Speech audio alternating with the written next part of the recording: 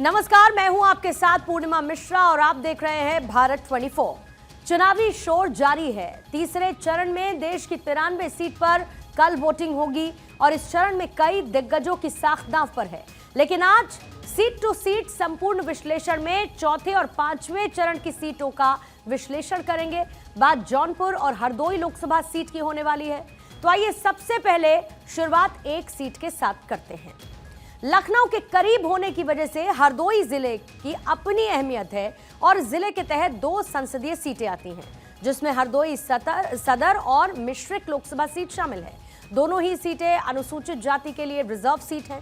आरक्षित हरदोई सदर सीट पर अभी बीजेपी का कब्जा है, तो समाजवादी पार्टी फिर से यहां पर वापसी करना चाहती है। बीएसपी अपना खाता खोलने के लिए बेकरार है, तो कांग्रेस भी यहां पर 40 साल का सूखा खत्म करने के लिए बेकरार है।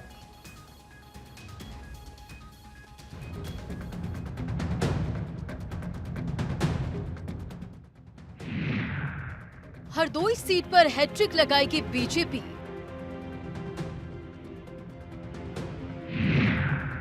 बीजेपी और एसपी ने पुराने नेताओं पर लगाया दांव। हरदोई भी बीएसपी खाता खोलने को बेकरार। हरदोई जिला जिसका नाता हिरण्यकश्यप से रहा है और पहले इसे हरिद्रोही के नाम से भी जाना जाता था, बाद में यह हरदोई कहा जाने लगा। लोकसभा चुनाव को लेकर प्रदेश में भी राजनीतिक गहमागहमी बढ़ती जा रही है। लखनऊ के करीब होने के कारण हरदोई जिले की अपनी अहमियत है। इस जिले के तहत 2 संसदीय सीटें आती हैं, जिसमें हरदोई सदर और मिश्रिक लोकसभा सीट शामिल हैं और दोनों ही सीट अनुसूचित जाति के लिए रिजर्व है। आरक्षित हरदोई सदर सीट पर अभी बीजेपी का कब्जा है, तो समाजवादी पार्टी फिर से यहाँ वापसी करना चाहती है। बहुजन समाज पार्टी को अपना खाता यहाँ खोलना है और कांग्रेस भी यहाँ 40 साल के सूखा को खत्म करने को बेकरार है। इस बार हरदोई में बीजेपी ने एक बार फिर से अपने मौजूदा सांसद पर भरोसा जताते हुए अपने सिटिंग सांसद को ही मौका दिया है। हरदोई सदर सुरक्षित लोकसभा से मौजूदा सांसद जयप्रकाश रावत को बीजेपी ने टिकट दिया है, तो वही 2024 लोकसभा चुनाव के लिए समाजवादी पार्टी और कांग्रेस गठबंधन है। ऐसे में हरदोई लोकसभा सीट पर समाजवादी पार्टी ने प्रत्याशी उतारा है। एसपी ने उषा वर्मा को हरदोई से उम्मीदवार बनाया है। हरदोई लोकसभा सीट पर अभी तक आजादी के बाद कुल 19 बार लोकसभा चुनाव हुए हैं। एक समय था जब इस सीट पर कांग्रेस की तूती बोलती थी। कांग्रेस ने हरदोई सीट पर 7 बार चुनाव में जीत हासिल की है, तो वही 4 बार बीजेपी, 3 बार समाजवादी पार्टी, 1 बार जनता पार्टी, 2 बार जनता दल, 1 बार जनसंघ और 1 बार अखिल भारतीय लोकतांत्रिक कांग्रेस ने जीत दर्ज की है। 1984 में आखिरी बार कांग्रेस ने यहां से जीत दर्ज की थी। उसके बाद से आज तक कांग्रेस को इस सीट पर जीत हासिल नहीं हुई। 2019 के लोकसभा चुनाव में हरदोई सदर सीट के परिणाम को देखें तो तब यहां पर बीजेपी के जयप्रकाश और समाजवादी पार्टी की उषा वर्मा के बीच मुकाबला हुआ था। इस चुनाव में सपा और बसपा के बीच चुनावी गठबंधन था और समझौते के तहत यहां सीट समाजवादी पार्टी के खाते में आई। हालांकि गठबंधन को चुनाव में फायदा नहीं मिला। जयप्रकाश को 5,68,143 वोट मिले, तो उषा वर्मा के खाते 4,35,669 वोट आए। जयप्रकाश ने 1,32,474 मतों के अंतर से यह चुनाव अपने नाम किया था। अनुसूचित जाति के लिए सुरक्षित सीट होने के नाते इस लोकसभा चुनाव में जीत का दारोमदार अगड़ी व पिछड़ी जातियों पर रहता है।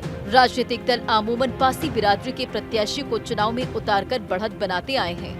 क्षत्रिय, ब्राह्मण, वैश्य मतदाताओं के साथ ही पिछड़ी जातियों में से कुर्मी, गडरिया, काची, कहार और यादव को छोड़कर अन्य पिछड़ी जातियों का गठजोड़ जीत हार तय कर देता है।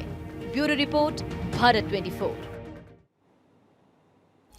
हरदोई में बीजेपी और एसपी ने अपने पुराने प्रत्याशियों को रिपीट किया है और बीजेपी ने अपने सिटिंग सांसद जयप्रकाश रावत को प्रत्याशी बनाया, तो समाजवादी पार्टी ने उषा वर्मा को मैदान में उतार दिया। ये दोनों कैंडिडेट्स हरदोई के रण में नजर आने वाले हैं। संसदीय इतिहास क्या रहा, क्योंकि ये सीट अनुसूचित जाति के लिए रिजर्व सीट है, हरदोई सदर सीट, और इसका राजनीतिक इतिहास अगर आप समझेंगे तो कभी यहाँ पर कांग्रेस का मजबूत गढ़ ये रहा, लेकिन 40 साल से यहां पर अपनी पहली जीत का वो इंतजार कर रही है।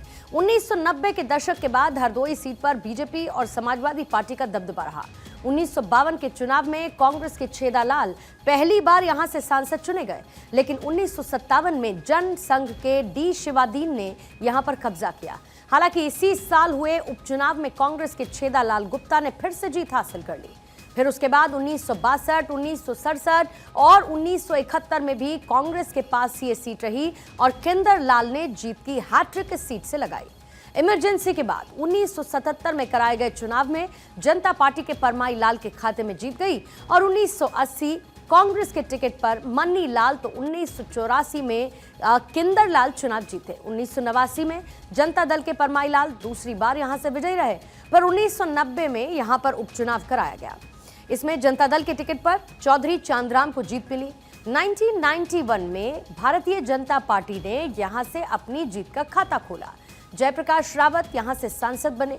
1996 में भी जयप्रकाश रावत ही विजय हुए, लेकिन 1998 के चुनाव में समाजवादी पार्टी की उषा वर्मा ने साइकिल का खाता खुलवा दिया।